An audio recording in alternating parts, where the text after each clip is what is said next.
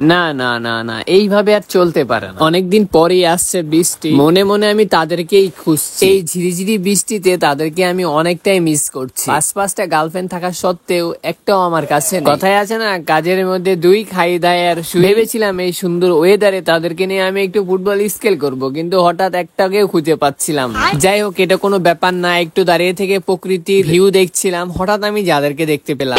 রাজ রাজ, কোথায় তুমি? আরে এটা আমি কি দেখছি? ঝিরিঝিরি বৃষ্টিতে ছুটে চলে এলাম তোমার কাছে। এই ঝিরিঝিরি বৃষ্টির মাঝে তোমাদেরকে আমি অনেকটাই মিস করছিলাম। তোমরাও কি আমাকে মিস করছিলে? তাই জন্যই চলে আসলে আমার কাছে।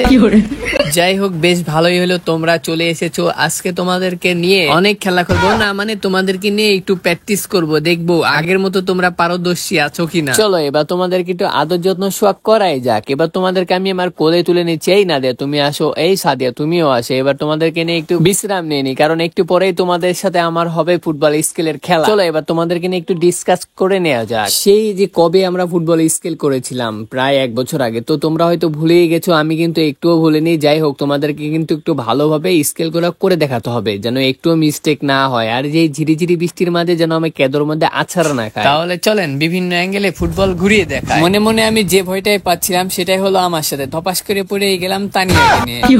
বেশ ভালোই হলো, এই বৃষ্টিতে ধপাস করে পড়ে গেলাম, মনে হয় যে বৃষ্টি থেমে যাবে। এবার আমি আমার নাদিয়াকে নিয়ে নিলাম। এবার ওকে নিয়ে 2-1টা ফুটবল ফিরে স্টাইল করা যায়। অনেকদিন পর পেয়েছি কাছে, এবার এমন ঘুরাবো দিয়ে ওর মাথাটাই ঘুরে দেবো। মাথা ঘুরতে ঘুরতে পড়েই গেল। না না না, আগের মতো আর ওরা ভালো করে আমার সাথে ফুটবল স্কেল করতেই পারছে না। দেখি এই প্রেমিকার দৌড় কত। আমি তো ভালোই জাগলিন করছিলাম, কিন্তু হঠাৎ ক্যামেরাম্যানের ক্যামেরাটাই উল্টাই দিতে লেগেছিল। এবার একসঙ্গে 3টা প্রেমিকাকে নিয়ে করব আমি খেলা। হাতে আছে সুমাইয়া, সাদিয়া ও তানিয়া।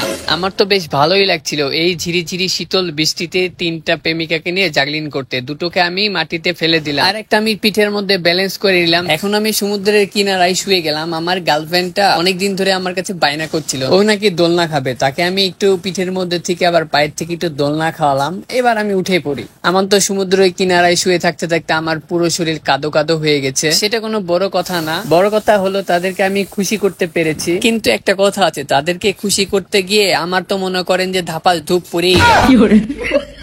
অনেক ভিজলাম বৃষ্টিতে, আছাড় খেলাম কাদোতে। শুধু যে বৃষ্টিতে ভিজা আমি কাদোতে আছাড় খেয়েছি তা নয়, আমার প্রেমিকা গুলো অনেকটা আছাড় খেয়েছে এবং কাদো কাদো হয়েছে। এবার তাহলে চলে তোমাদেরকে পুকুর থেকে ডুব দিয়ে নিয়ে আসি। একসঙ্গে এতগুলো প্রেমিকাকে নিয়ে বৃষ্টি ভেজা রাস্তাতে চলাচল করা খুবই কঠিন ব্যাপার। এই যে গাইস দেখুন, পিছলে পড়ে গেলাম, আমার প্রেমিকা দুটো পড়ে গেল।